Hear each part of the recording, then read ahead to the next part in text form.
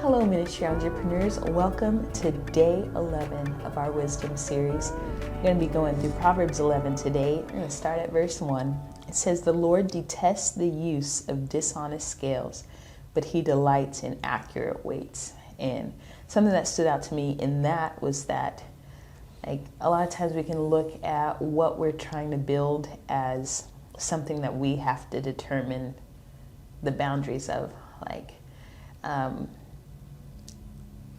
I love that God already has a model of how things should be. And if we follow things according to that way, this is a definite character thing in verse 1 about how dishonest scales, that's a deliberate attempt at changing how things are measured and looking at how the Lord looks at it. That makes it very easy for what we pursue. It's more clear on the business side, but still in ministry, we're pursuing and building something that we want to line up with God. We don't have to come up with the boundaries, or we don't have to come up with, okay, is this going to be pleasing to God or not? This is a character thing, and it outlines it very, very well about what the Lord accepts and what he's not a fan of. And sometimes we want scales to even out. Mm-hmm. We want to say, hey, the scales should be even, or they should be leaning in my favor. But I think it's interesting that but he delights in accurate weight. Yeah, that's so. Accurate weight doesn't necessarily mean that the scales will be leveled. Fair, yeah, that's it doesn't mean that it's going to be in your favor. Mm-hmm. Sometimes accurate could mean struggling a little bit, and sometimes that's hard to hear because of how we measure things as man, and how we view things should shake out with life, and it doesn't always necessarily happen that way. Yeah. I like verse 4. It says, "Riches won't help on the day of judgment, but right living can save you from death." Come on. A lot of times business is about making money and about how much you can make, but at what cost? Sometimes we don't look at that. Sometimes it's worth more to live right. It's worth more to know that you're fulfilling the goal than making all the money, and the goal that God set for you than making all the money. And it says it can save you from death. A lot of us think that we're somehow skipping out on something, when in reality, if we're not in the right focus when it comes to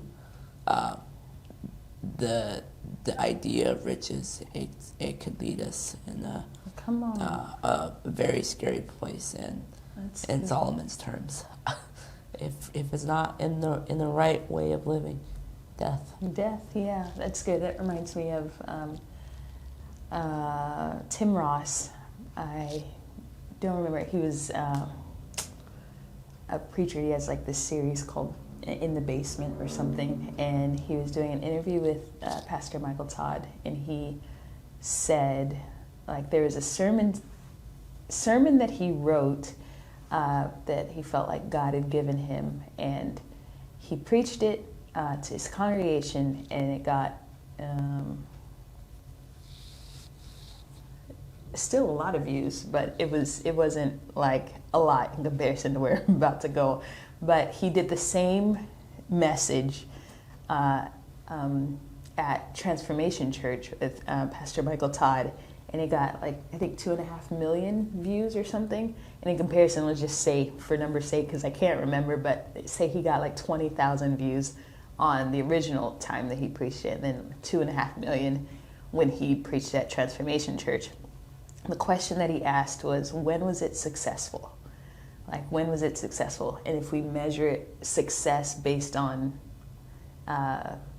finances or on views or on attraction, how many people are following us, then we'll miss it. But he said from the time that he was obedient to write it, that was when he was successful. And so I think that's a principle that's good throughout business and ministry, and wherever we end up going, whatever we end up doing, like our success is in our obedience, not in our metrics.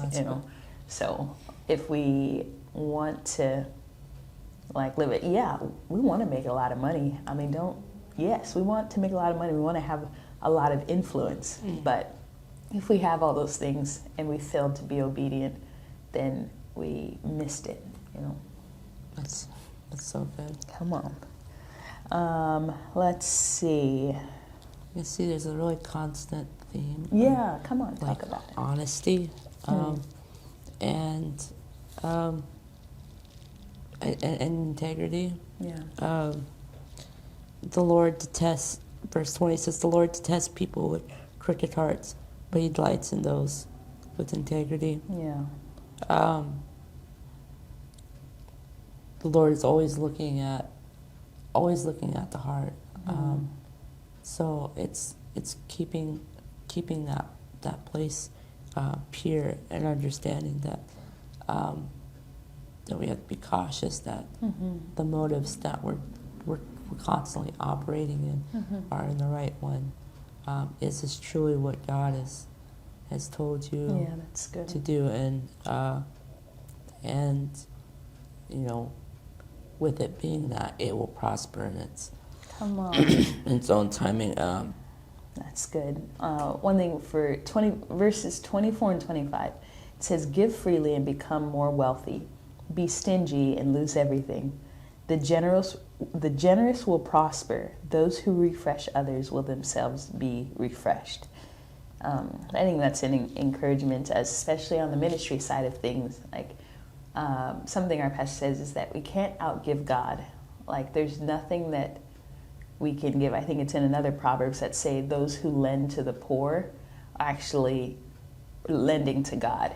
And while someone who's poor might not be able to pay us back, like God, Pastor Terry Nancy said, God keeps good records. Like he knows what's being put out. He knows what's being given. And even if it's missed among people or people can't pay you back, like God always sees and God will reward. So if you're feeling like you're giving more than you're receiving, like just know the promise of it, the principle of it is that the generous will prosper, and those who refresh others will themselves be refreshed. It's not, not a maybe. You will be refreshed and you will receive.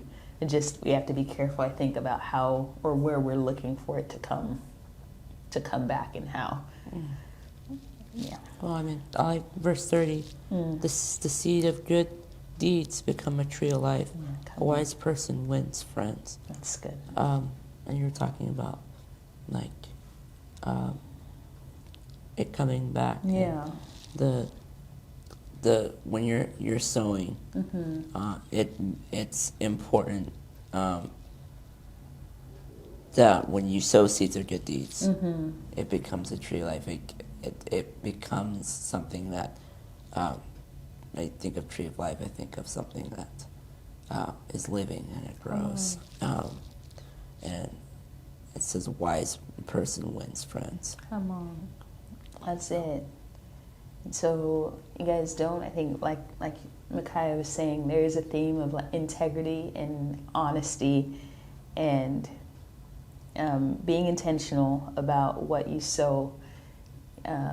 Not knowing where it will come back from or how, but just knowing that the principle is in your favor for being generous, for doing things well, and you won't get missed. You won't get forgotten. Just need to shift your perspective so that you're not waiting.